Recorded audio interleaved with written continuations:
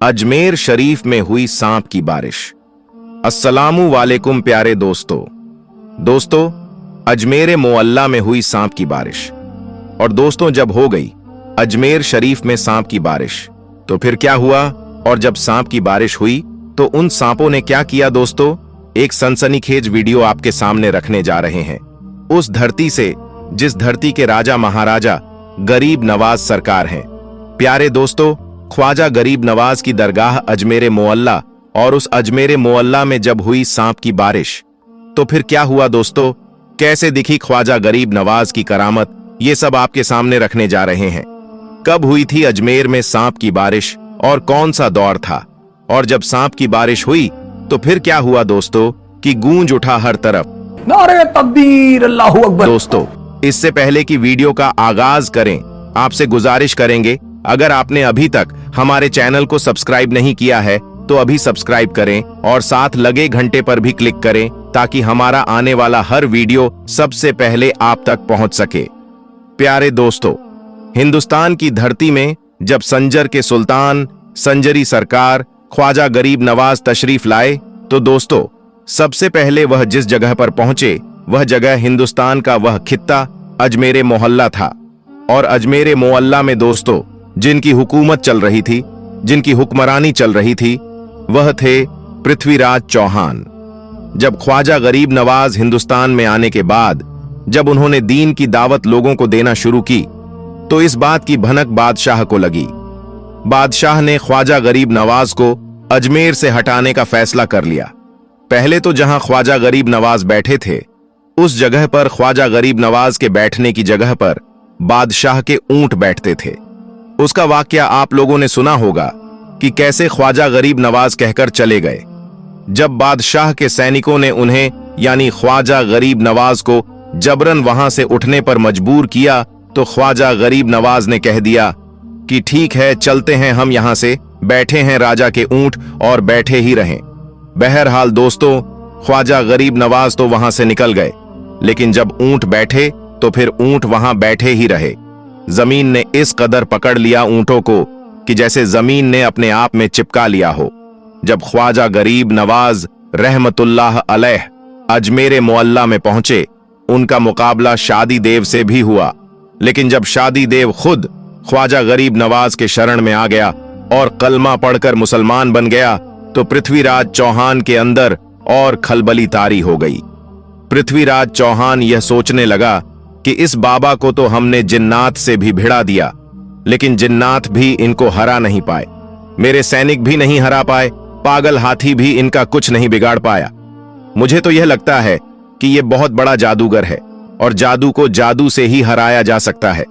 बहरहाल उसने वक्त के सबसे बड़े जादूगर, जिसको दुनियाए जमाना जयपाल जोगी के नाम से जानती थी, राजा जयपाल जोगी को बुलाता है दरबार में। दरबार में बुलाने के बाद सारा माजरा, ख्वाजा गरीब नवाज की पूरी हकीकत उनके सामने रख देता है कि कैसे उन्होंने अजमेर में रहना मुश्किल कर दिया है, कैसे लोगों को हक और हक्कानियत की दावत दे रहा है, कैसे इस्लाम की दावत सुल्तानुल हिंद दे रहे हैं। हमने बहुत कोशिश की, लेकिन वह भागते नहीं हैं, तो तुम किसी भी तरीके से ख्वाजा गरीब नवाज को अजमेर से भगा दो। अब दोस्तों, वो उस वक्त का सबसे बड़ा जादूगर था, बड़े घमंड में था। उसने कहा कि बादशाह टेंशन लेने का नहीं, मैं हूं ना, मैं पल भर में उनको भगा दूंगा। और अगर वो अजमेर से नहीं भागा, अजमेर को खाली करके नहीं गया, तो फिर वो जान से भी हाथ धो सकते हैं। बहरहाल जयपाल जोगी ख्वाजा गरीब नवाज से भिड़ने के लिए चला जाता है। वो अपने साथ में दोस्तों लगभग 2500 अपने और छोटे छोटे जादूगरों को भी लेकर जाता है। जयपाल जोगी के आने की खबर ख्वाजा गरीब नवाज को मिल जाती है। मुरीदों में थोड़ा सा डर भी था कि जयपाल जोगी वक्त का सबसे बड़ा जादूगर था। सुल्तानुल हिंद ख्वाजा महाराजा को बताया जाता है कि हुजूर, आज आपसे मुकाबला करने के लिए जयपाल आ रहा है। वह जयपाल जिसके जादू का कोई काट नहीं कर सकता है, वह जयपाल जो आज तक किसी से हारा नहीं, जिससे भिड़ा है वह बर्बाद हो गया, नेस्तो नाबूद हो गया। खैर, ख्वाजा गरीब नवाज के सामने जयपाल की बातें रखी जाती हैं। ख्वाजा गरीब नवाज कहते हैं, मेरे मुरीदो, तुम घबराओ मत, मैं एक दायरा खींच देता हूं, एक लाइन खींच देता हूं। इस दायरे के अंदर जब तक मेरा मुकाबला जयपाल से होता रहे, तुम में से कोई भी इस दायरे से बाहर नहीं जाना। बहरहाल ख्वाजा गरीब नवाज ने एक लाइन खींच दी, एक लकीर खींच दी, सारे मुरीद उसके अंदर आ गए। अब जयपाल आता है, ख्वाजा गरीब नवाज को धमकाता है। उसके बाद दोस्तों, लेकिन ख्वाजा गरीब नवाज उनसे डरते नहीं हैं। दोस्तों, सोचने का मकाम है कि जो अल्लाह से डरने वाला हो वह भला किसी जादूगर से क्या डर सकता है। ख्वाजा गरीब नवाज के ऊपर जयपाल की किसी भी बात का असर नहीं होता है। जयपाल गुस्से में आ जाता है और अपने चेले चपेटियों से कहता है कि इन पर फिजा में जादू करो और इनके ऊपर सांप की बारिश कर दो। दोस्तों, उसके लोगों ने ऐसा जादू किया कि आसमान से सांप बरसने लगे। जी हां दोस्तों, आसमान से अजमेरे मोअल्ला की धरती में सांप बरसने लगे। खास तौर पर जिस जगह ख्वाजा गरीब नवाज और उनके चाहने वाले थे वहां सांप बरसने लगे। लेकिन ख्वाजा का करिश्मा देखें दोस्तों, ख्वाजा की करामत देखें। किसी भी सांप में इतनी हिम्मत नहीं हुई कि जिस दायरे को ख्वाजा गरीब नवाज ने जमीन में खींचा था उस दायरे के अंदर गिरता, बल्कि सारे सांप उस दायरे के बाहर ही गिरे। दोस्तों, जब जादूगर ने यह देखा कि सांप की बारिश भी ख्वाजा का कुछ नहीं बिगाड़ पाई, फिर उसने ऐसा जादू किया कि आसमान से आग बरसने लगी। फिर भी ख्वाजा गरीब नवाज के उस दायरे के अंदर आग भी नहीं पहुंच सकी। फिर दोस्तों, जब सारा तिगड़म कर बैठा जयपाल जोगी और ख्वाजा गरीब नवाज और उनके चाहने वालों का कुछ भी बाल तक बांका नहीं हुआ, तो उसने लास्ट में यह सोचा कि अब मैं आसमान में उड़कर इनसे बदला लेता हूं, इन पर जादू करता हूं। उसके बाद वह हिरण की खाल फेंकता है और उस पर सवार होकर आसमान में उड़ जाता है। दोस्तों, इतना देखना था कि ख्वाजा गरीब नवाज अपने खंडावन को हुक्म देते हैं कि कुफ्र आसमान में है और तू यहां पर है, जाओ और उसको पकड़कर मेरी बारगाह में लेकर आओ। बस फिर क्या था दोस्तों, ख्वाजा गरीब नवाज का खंडावन उड़ता है। तारीख गवाह है कि वो खंडावन जयपाल जोगी के सर पर इस कदर बरसता है कि डर के मारे जयपाल जोगी तड़पता हुआ ख्वाजा गरीब नवाज के कदमों में गिर जाता है। और जब कदमों में गिरता है दोस्तों, तो फिर ख्वाजा गरीब नवाज इसी जयपाल जोगी को कलमा पढ़ा देते हैं। वही जयपाल जोगी आज तक दुनियाए जमाना में अब्दुल्ला बयाबानी के नाम से जाना जाता है। आज भी कोई रास्ता गुम हो जाते हैं और अब्दुल्ला बयाबानी के नाम से अगर दुआ करते हैं तो अल्लाह तबारक व ताला उनको उनका रास्ता दिखा देता है। दोस्तों, सबसे पहले तो हम आपको बता दें कि इस दुनिया में टोटल मस्जिदों की तादाद लगभग 36 लाख के आसपास है। अब आपको बताते हैं उन 10 देशों के बारे में जिनमें दुनिया की सबसे ज्यादा मस्जिदें मौजूद हैं, यानी कि जिन देशों में सबसे ज्यादा मस्जिदें बनी हुई हैं। Number 1, Indonesia. दोस्तों, दुनिया की सबसे ज्यादा मस्जिद वाले देशों में सबसे पहला नंबर आता है इंडोनेशिया का। हम आपको बता दें कि इंडोनेशिया में टोटल मस्जिदों की तादाद लगभग 8,15,000 है। इन 8 लाख मस्जिदों के साथ इंडोनेशिया मस्जिद के मामले में दुनिया के पहले नंबर वाला देश है। नंबर 2, भारत। दोस्तों, आपको यह जानकर बहुत खुशी होगी कि दुनिया में सबसे ज्यादा मस्जिद वाले देशों में दूसरे नंबर पर आता है हमारा प्यारा देश भारत। हमारे देश भारत में टोटल मस्जिदों की तादाद लगभग 3,10,000 है। इन 3 लाख मस्जिदों के साथ भारत मस्जिद के मामले में दूसरे नंबर पर बना हुआ है। नंबर 3, बांग्लादेश। दोस्तों, दुनिया में सबसे ज्यादा मस्जिद वाले देशों में तीसरे नंबर पर आता है हमारा पड़ोसी मुल्क बांग्लादेश। हम आपको बता दें कि बांग्लादेश में टोटल मस्जिदों की तादाद 2.5 लाख है, यानी कि पूरे बांग्लादेश में लगभग 2.5 लाख मस्जिदें बनी हुई हैं। इन 2.5 लाख मस्जिदों के साथ में बांग्लादेश मस्जिद के मामले में तीसरे नंबर पर दुनिया में बना हुआ है। दोस्तों, वीडियो में आगे बढ़ने से पहले अगर आप मुसलमान होने पर फख्र महसूस करते हैं तो दिल से इस वीडियो को एक लाइक जरूर करें। नंबर 4, पाकिस्तान। दोस्तों, दुनिया में सबसे ज्यादा मस्जिद के मामले में हमारा पड़ोसी मुल्क पाकिस्तान चौथे नंबर पर बना हुआ है। हम आपको बता दें कि पाकिस्तान में टोटल मस्जिदों की तादाद लगभग 1,20,000 है, यानी कि पूरे पाकिस्तान में 1,20,000 मस्जिदें बनी हुई हैं। नंबर 5, इजिप्ट यानी मिस्र। दोस्तों, दुनिया में सबसे ज्यादा मस्जिद के मामले में 5वां नंबर आता है इजिप्ट का, यानी कि मिस्र का। हम आपको बता दें कि इजिप्ट में टोटल मस्जिदों की तादाद लगभग 1,08,000 है। इन मस्जिदों के साथ में इजिप्ट दुनिया के 5वें नंबर पर बना हुआ है। नंबर 6, सऊदी अरब। दोस्तों, दुनिया में सबसे ज्यादा मस्जिद के मामले में 6ठे नंबर पर आता है सऊदी अरब। यह वही सऊदी अरब है जहां से इस्लाम धर्म की शुरुआत हुई थी। हम आपको बता दें कि पूरे सऊदी अरब में लगभग 94,000 मस्जिदें बनी हुई हैं। इन मस्जिदों के साथ में सऊदी अरब 6ठे नंबर पर बना हुआ है। नंबर 7, तुर्की। दोस्तों, मस्जिदों के मामले में दुनिया में 7वां नंबर आता है तुर्की का। अगर हम तुर्की की बात करें तो पूरे तुर्की में लगभग 82,000 मस्जिदें बनी हुई हैं। इन 82,000 मस्जिदों के साथ में तुर्की 7वें नंबर पर दुनिया में बना हुआ है। Number 8, Marrakesh. दोस्तों, इस देश का नाम बहुत से लोग शायद पहली बार सुन रहे होंगे, लेकिन आपको यह जानकर हैरानी होगी कि इस देश में मस्जिदें बहुत ज्यादा हैं।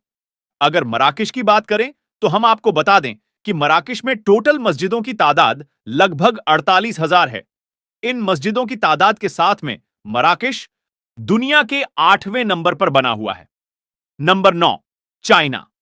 दोस्तों, दुनिया में सबसे ज्यादा मस्जिदों के मामले में 9वां नंबर आता है चाइना का, यानी कि चीन का।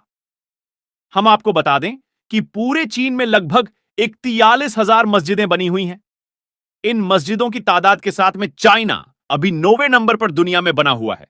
Number 10, Iran. दोस्तों, पूरी दुनिया में सबसे ज्यादा मस्जिदों के मामले में ईरान का 10वां नंबर आता है। हम आपको बता दें कि पूरे ईरान में मस्जिदों की तादाद लगभग 34,000 है। इन 34,000 मस्जिदों के साथ में ईरान दुनिया के टॉप 10 मस्जिदों की लिस्ट में शामिल है। दोस्तों, अब आपको बताते हैं दुनिया की 5 सबसे बड़ी और सबसे खूबसूरत मस्जिदों के बारे में, यानी कि दुनिया में सबसे बड़ी और सबसे खूबसूरत मस्जिदें कौन सी हैं और वह कहां पर मौजूद हैं।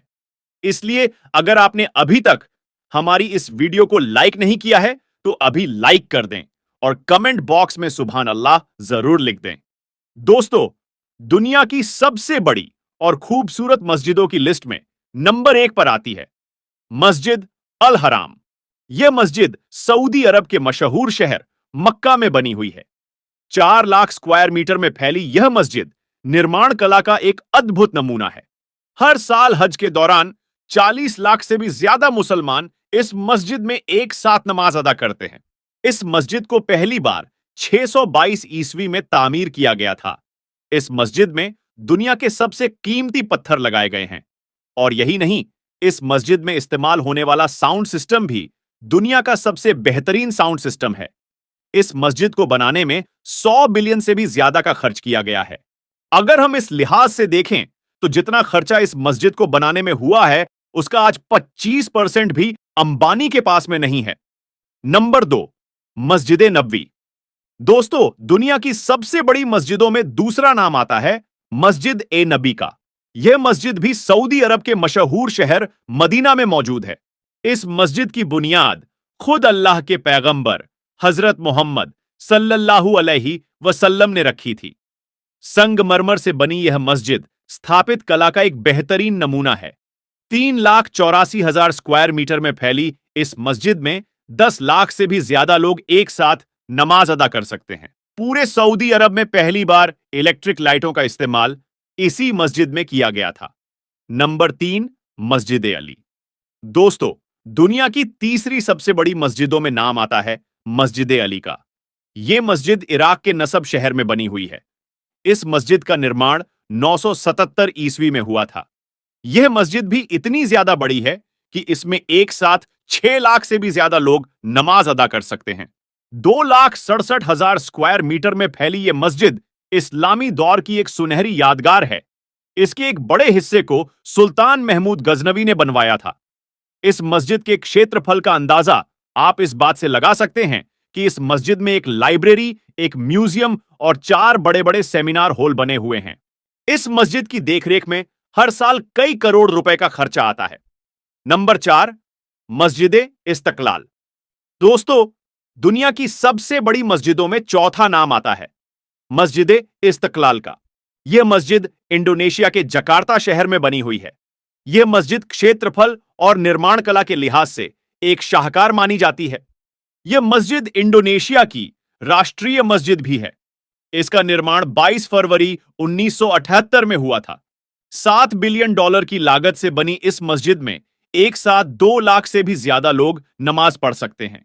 यह मस्जिद इंडोनेशिया की सबसे बड़ी और दुनिया की चौथी सबसे बड़ी मस्जिद है। नंबर 5, मस्जिद हसान। दोस्तों, दुनिया की 5वीं सबसे बड़ी मस्जिद है मस्जिद हसान। यह खूबसूरत मस्जिद मोरक्को के शहर कासाब्लांका में मौजूद है। इस मस्जिद में दुनिया की सबसे बेहतरीन टेक्नोलॉजी का इस्तेमाल किया गया है। इस मस्जिद का आधा हिस्सा समुद्र की जमीन पर और आधा हिस्सा अटलांटिक महासागर पर बना हुआ है। मस्जिद हसान के आधे हिस्से का फर्श शीशे का बना हुआ है, जहां से समुद्र का पानी साफ साफ दिखाई देता है। इस मस्जिद में दुनिया की सबसे ऊंची मीनारों का इस्तेमाल किया गया है।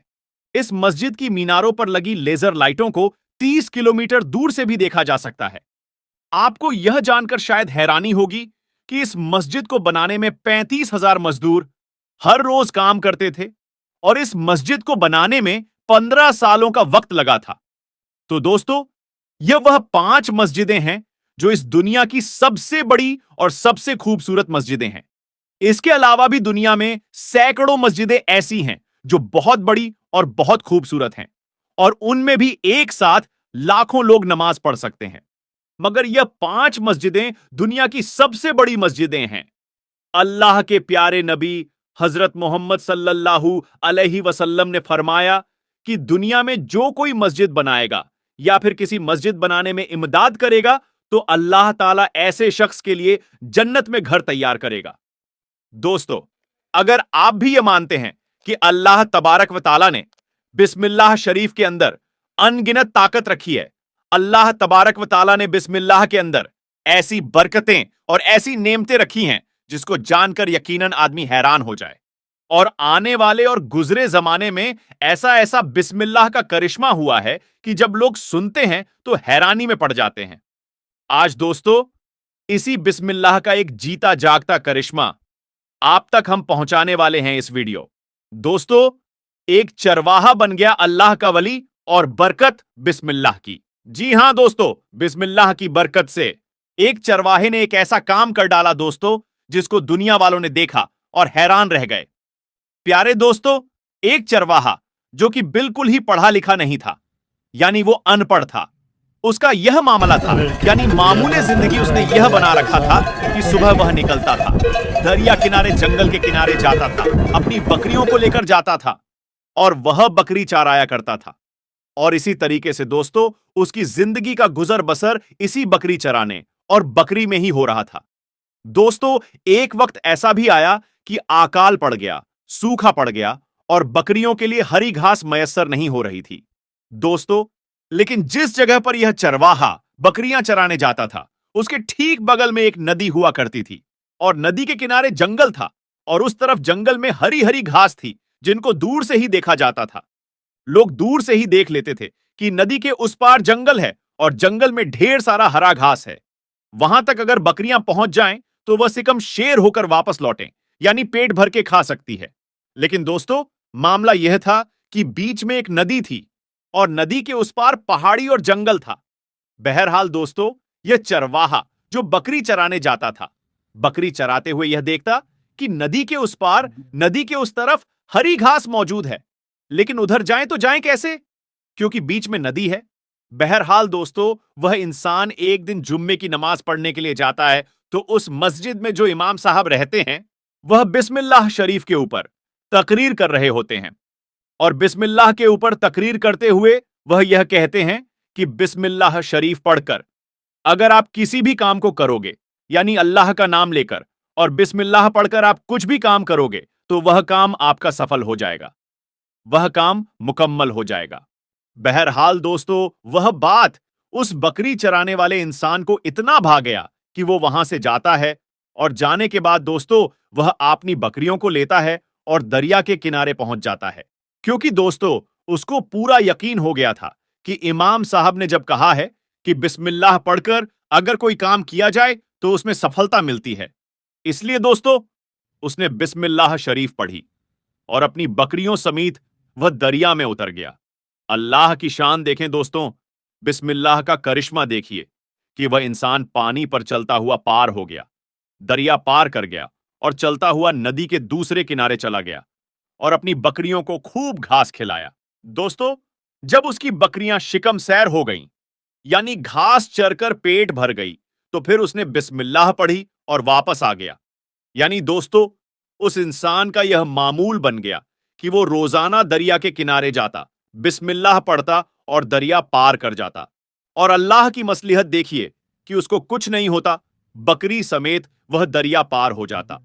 उसी बीच कुछ ही दिनों में दोस्तों, उस चरवाहे की जो बकरियां थीं, वो बकरियां मोटी ताजी हो गईं।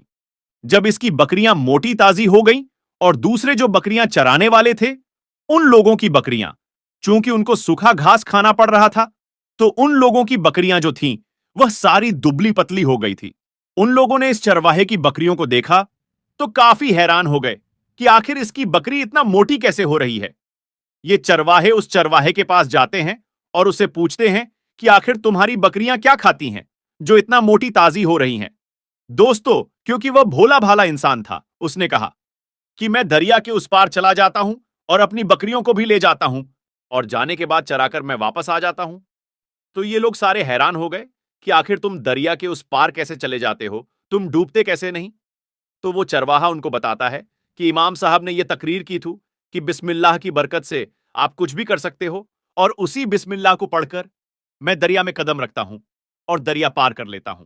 दोस्तों, ये बात जब वो बाकी चरवाहे सुनते हैं तो हैरान रह जाते हैं और वो उस चरवाहे पर हंसने लगते हैं। फिर वो बाकी तमाम चरवाहे उस इमाम साहब के सामने चले जाते हैं और सारा माजरा उनके सामने बयान कर देते हैं कि एक नौजवान है जो बकरी चराता है। वह यह कहता है कि वह बिस्मिल्लाह पढ़कर नदी पार कर जाता है और उसकी बकरियां नदी पार करके घास चरकर आती हैं और वो मोटी ताजी हो गई है।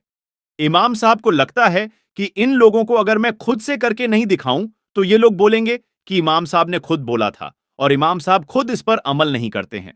बहरहाल उन सारे लोगों के सामने इमाम साहब ये कह देते हैं कि वह क्या, नदी में तो कोई भी बिस्मिल्लाह पढ़कर नदी को पार कर सकता है, और मैं भी फलां दिन सबके सामने, आप लोगों के सामने बिस्मिल्लाह पढ़ के पार होकर दिखा दूंगा।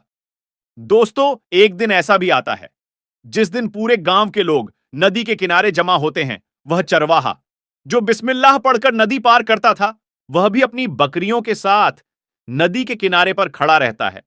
इमाम साहब भी आते हैं, लेकिन दोस्तों, इमाम साहब क्या करते हैं कि अपने साथ रस्सी मंगवा लेते हैं। रस्सी मंगवाने के बाद वह अपनी कमर में रस्सी बंधवा लेते हैं, साथ ही साथ एक पेड़ में रस्सी बंधवा लेते हैं, ताकि अगर मैं डूब जाऊं तो इस रस्सी की वजह से मुझे खींच के बाहर निकाला जा सके। उसके बाद सबके सामने इमाम साहब अपनी कमर में रस्सी बंधवाते हैं, पेड़ में भी रस्सी बंधवाते हैं, उसके बाद नदी में जाते हैं और बिस्मिल्लाह शरीफ पढ़ते हैं और पढ़ने के बाद पानी में उतर जाते हैं। दोस्तों, दुनिया वालों ने अपनी खुली निगाहों से देखा कि जैसे ही इमाम साहब नदी में उतरते हैं तो इमाम साहब डूबने लगते हैं। जब वह डूबने लगते हैं, बहने लगते हैं, तो जो रस्सी थी, लोग उस रस्सी को खींचकर इमाम साहब को बाहर निकाल लेते हैं। दोस्तों, इमाम साहब को जब बाहर निकालते हैं, इमाम साहब को काफी बेइज्जती महसूस होती है कि वह डूब गए। दोस्तों, इतना देखना था कि वह चरवाहा जलाल में आ जाता है कि आखिर इमाम साहब ने मुझे बिस्मिल्लाह के बारे में यह कहा था कि बिस्मिल्लाह पढ़ के नदी में उतर जाओ, पार हो जाओगे, और इमाम साहब खुद डूब गए। फिर वो चरवाहा सब लोगों के सामने ही अपनी बकरियों को लाता है और बिस्मिल्लाह शरीफ पढ़कर सबके सामने बकरी लेकर वह दरिया पार हो गया। दोस्तों, दरिया पार होने के बाद फिर वह वापस आया और इमाम साहब को यह बोला कि इमाम साहब, जब मैं नदी पार कर रहा था तो मुझे आपके डूबने की वजह मालूम हो गई, क्योंकि मैं अल्लाह के ऊपर भरोसा करके नदी पार करता हूं। लेकिन आपने बिस्मिल्लाह तो पढ़ी, लेकिन आपने रस्सी बंधवा ली। आपको अल्लाह से ज्यादा इस रस्सी पर भरोसा था कि आप डूबने लगोगे तो रस्सी बचा लेगी, इसीलिए अल्लाह तबारक व तआला ने आपको सबके सामने डुबा दिया, ताकि आपको यह लगे कि यह भरोसा रस्सी पर ना करें, बल्कि भरोसा अल्लाह पर करें। और यही वजह है कि आपका ज्यादा भरोसा रस्सी पर था, इसीलिए आप डूब गए, और मेरा भरोसा अल्लाह पर था, इसीलिए अल्लाह ने मुझे नदी पार करा दी। तो दोस्तों, इससे यह सबक मिलता है कि कोई भी काम जब अल्लाह पर भरोसा करके किया जाता है तो अल्लाह उस काम में कामयाबी अता फरमाता है। इसीलिए कोई भी काम करें तो बिस्मिल्लाह पढ़कर शुरू करें और अल्लाह पर भरोसा करके शुरू करें।